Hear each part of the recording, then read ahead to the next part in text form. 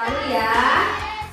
Puji Tuhan, kita pagi ini pagi yang cerah kita mau sekolah minggu. Sudah siap? Oke, kita mulai. Tapi sebelum mulai memuji Tuhan, kita berdoa terlebih dahulu ya. Kita berdoa bersama-sama. Lipat tangannya, tutup matanya. Ikuti ya.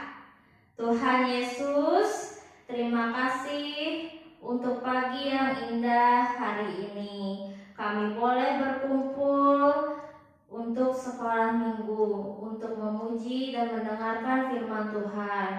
Hari ini kami siap memuji Tuhan. Kiranya Tuhan hadir, Tuhan berkati kami, Tuhan berikan kami hati yang sukacita, telinga yang mendengar, supaya kami siap untuk memuji dan mendengarkan firman-Mu. Di dalam nama Tuhan Yesus kami berdoa dan mengucap syukur. Haleluya. Amin. Yuk sama-sama kita memuji Tuhan ya. Kita mau menari bagi Tuhan. Nanti teman-teman kita akan ikut menari ya. Bertambah-tambah, bertambah-tambah dalamnya, bertambah-tambah lebarnya, bertambah-tambah oh tingginya, kasih Yesus dalamku bertambah, bertambah-tambah dalamnya, bertambah-tambah lebarnya, bertambah-tambah oh tingginya, kasih Yesus dalamku dalamnya, dalamnya lebih dari mudah, lebarnya mengelilingi bumi, wajahnya tinggi sekali, kasih Yesus dalamku bertambah-tambah dalamnya, tambah dalamnya,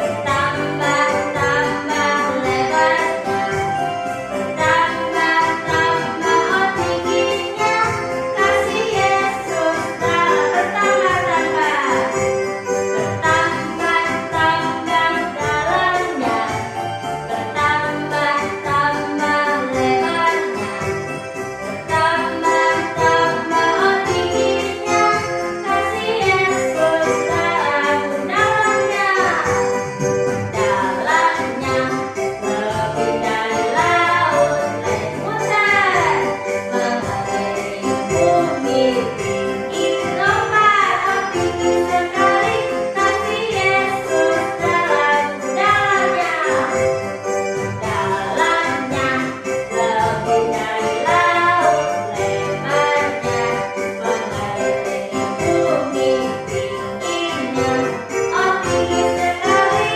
kasih Yesus dalam, kasih Yesus dalamku, kasih Yesus dalamku ya.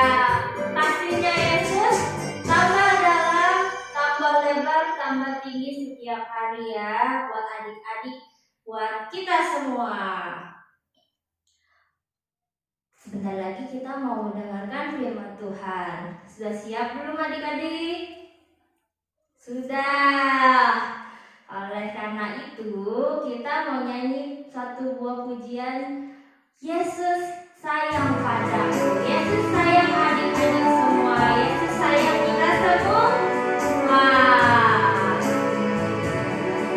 Kalau kita mau rajin mendengarkan firman Tuhan, nyanyi sama-sama ya. Boleh ambil sikapnya sambil lipat tangannya.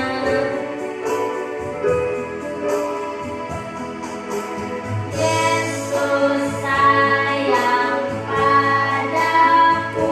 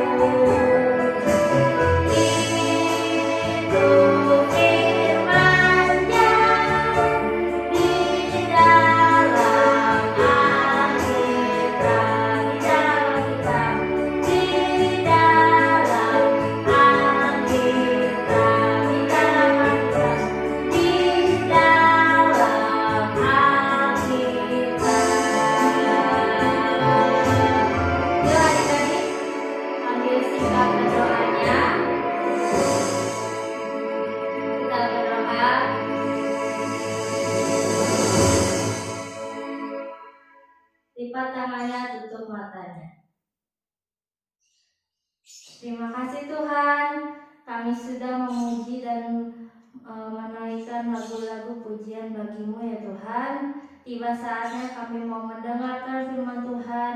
Kami mau buka telinga dan hati kami mau duduk diam untuk mendengarkan firman Tuhan yang akan disampaikan oleh guru kami.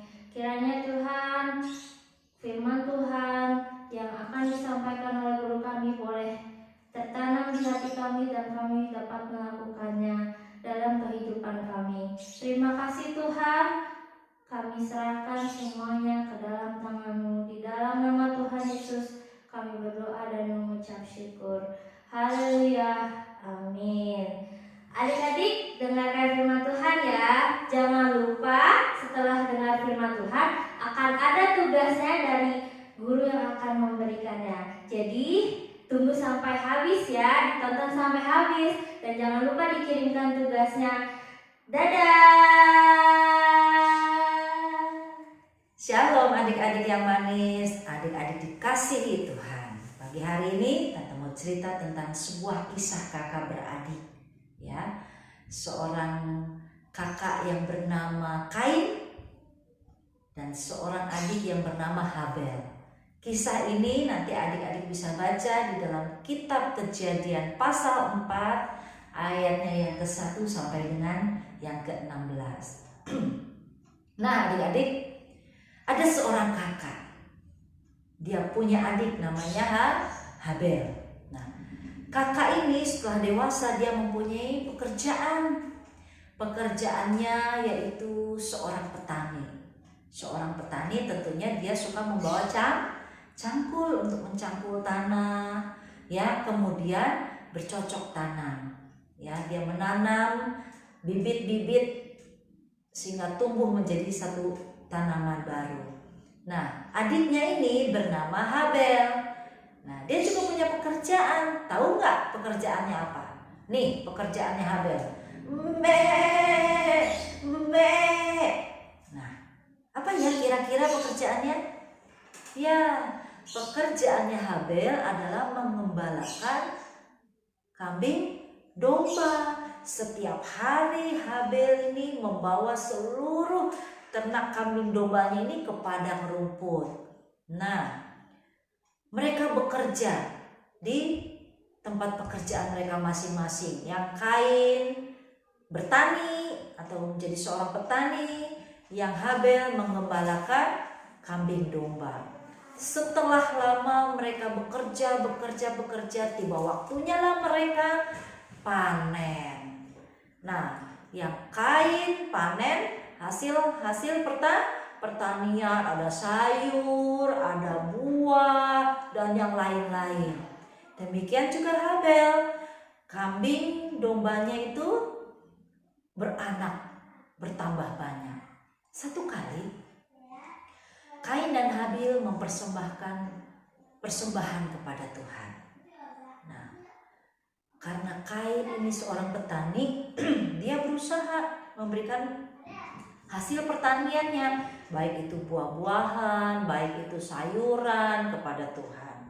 Demikian juga si Habel, dia juga memberikan persembahannya kepada Tuhan, yaitu kambing dombanya yang terbaik kepada Tuhan.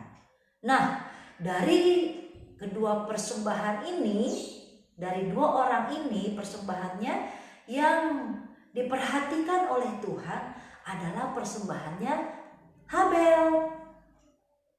Tuhan senang menerima persembahannya Habel. Nah, waktu Kain melihat bahwa Tuhan menerima persembahannya Habel, hati Kain merasa jengkel. Hati Kain merasa marah. Dia melihat persembahan Habel adiknya diterima Tuhan. Persembahan Habel diterima oleh Tuhan. Kok persembahan aku gak diterima ya sama Tuhan?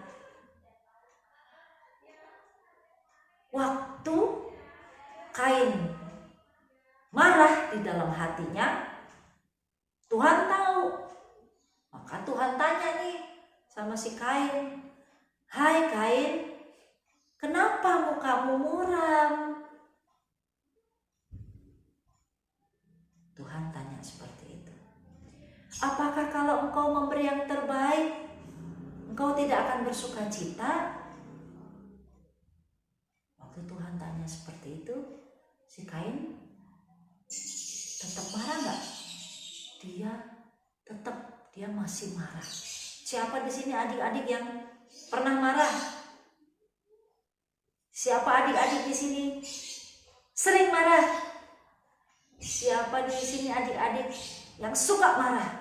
Coba tunjukin wajah marah itu gimana? Ya. Awas ya, gitu kan? Ya. Awas. Itu biasanya kita marah. Adik-adik pernah marah juga pasti ya. Nah, dengan hati yang masih marah, dengan wajah yang muram, satu kali Kain berusaha mencoba mengajak Habel adiknya. Sampai ada satu kesempatan dia ajak adiknya itu. Adikku Habel, ikut aku yuk. Oh iya kak, kita mau kemana? Kata Habel gitu. Udah pokoknya ikut aja sama aku. Kita akan pergi ke padang yang luas. Kita akan pergi ke tempat yang lebar, yang indah, ke sawah yang luas. Nah, kemudian tanpa curiga Habel ikut sama Kain kakaknya ini. Dia berpikir, wah pasti kakakku ini akan mengajak aku jalan-jalan nih. Pasti kakakku akan mengajak aku bermain, ya. Nah, pergilah mereka. Dan setelah sampai di tempat yang sepi, gak ada orang sama sekali.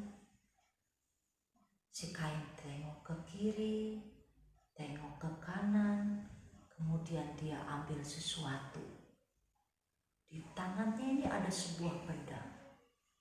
Ya, dia ambil sebuah batu, kemudian pada waktu Habel tidak melihat pada kakaknya karena Kain ada di belakang Habel, kemudian Habel dipukul dengan batu oleh kakaknya sampai mati. Nah, Habel sudah mati. Satu kali Tuhan tanya sama Kain, Kain, di manakah Habel adikmu? Kemudian si Kain jawab begini sama Tuhan, aku tidak tahu Tuhan.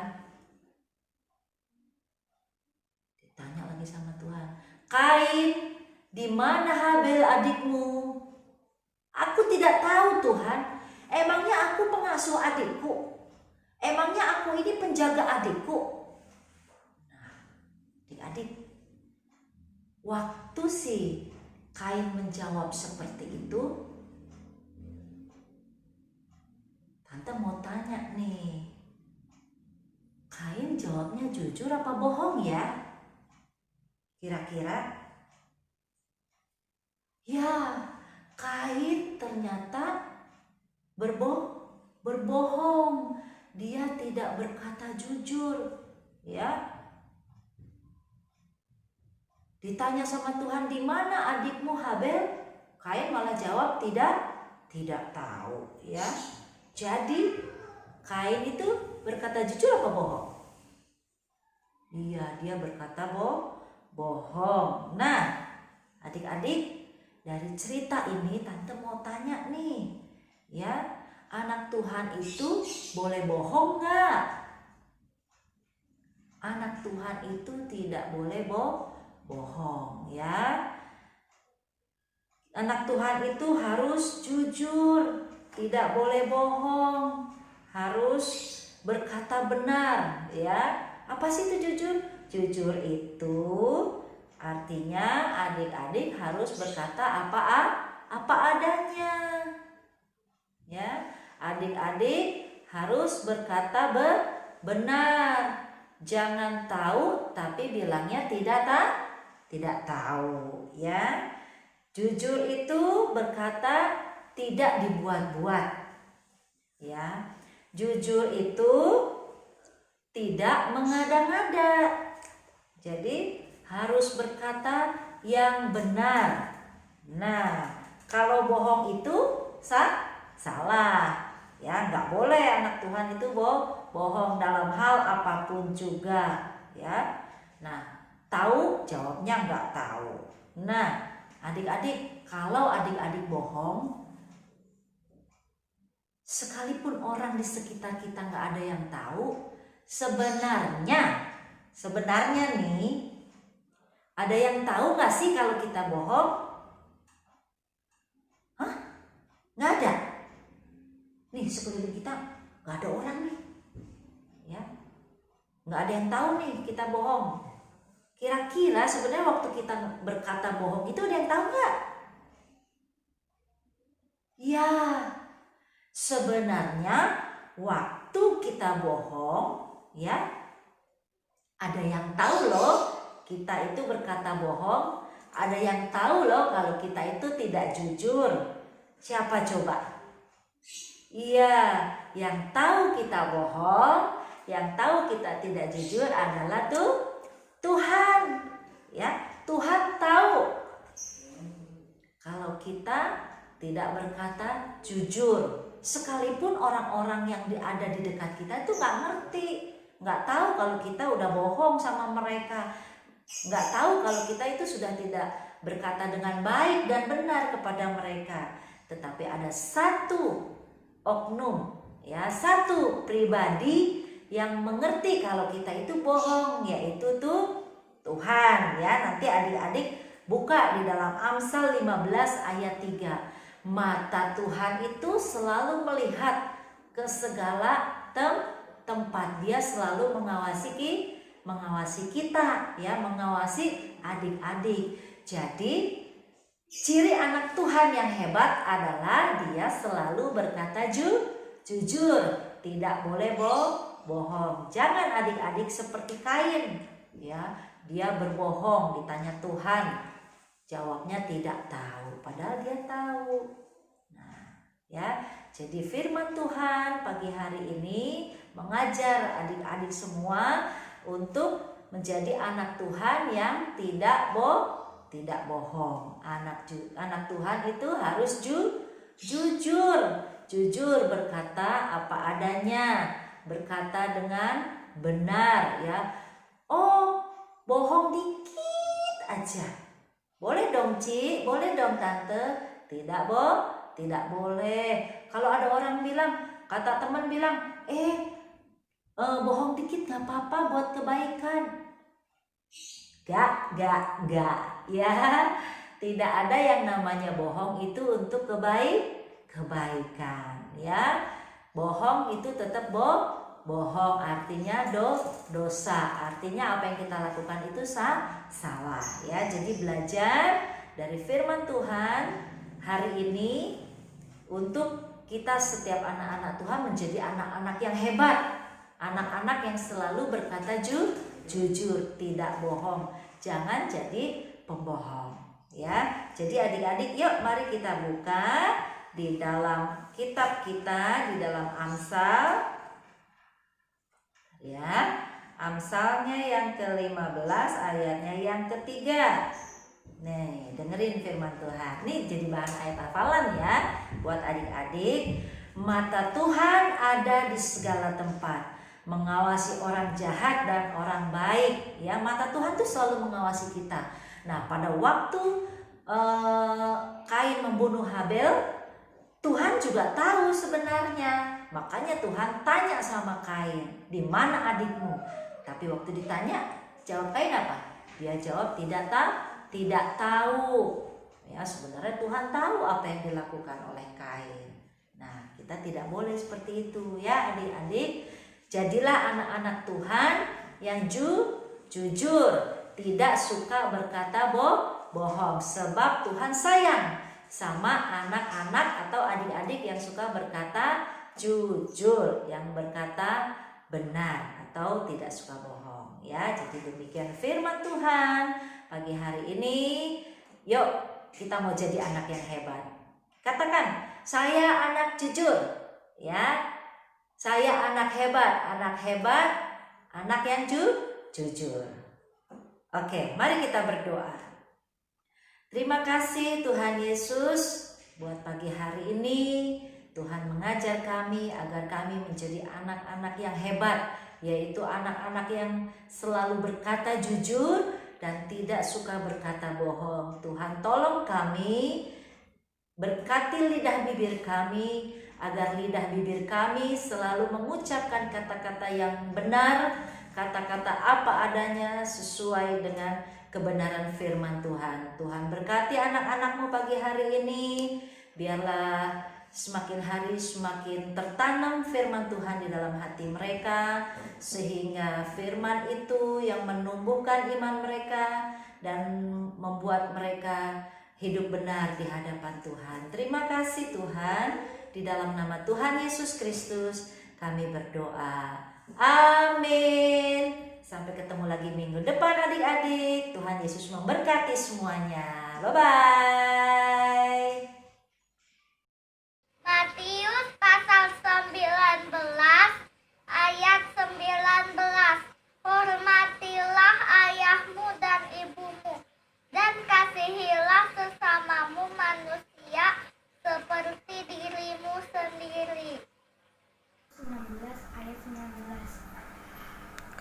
Hormatilah ayahmu dan ibumu, dan kasihilah sesamamu manusia seperti dirimu sendiri. Matius pasal 19 ayat 19. Hormatilah ayahmu dan ibumu, dan kasihilah sesamamu manusia seperti dirimu sendiri. Tugas untuk kelas kecil dan kelas besar, buatlah video menghafalkan ayat Amsal 15 ayat 3. Lalu tambahan untuk kelas besar, tuliskan 5 contoh sikap jujur yang kalian lakukan. Foto dan kirimkan tugasnya ke WhatsApp grup GUPDI ya, paling lambat Senin malam. Jangan lupa. Jadilah anak yang jujur, tidak suka berbohong, berkata yang benar dan apa adanya. Sebab Tuhan Yesus senang dengan anak yang jujur. Sampai jumpa minggu depan. Tuhan Yesus memberkati. Sehat selalu.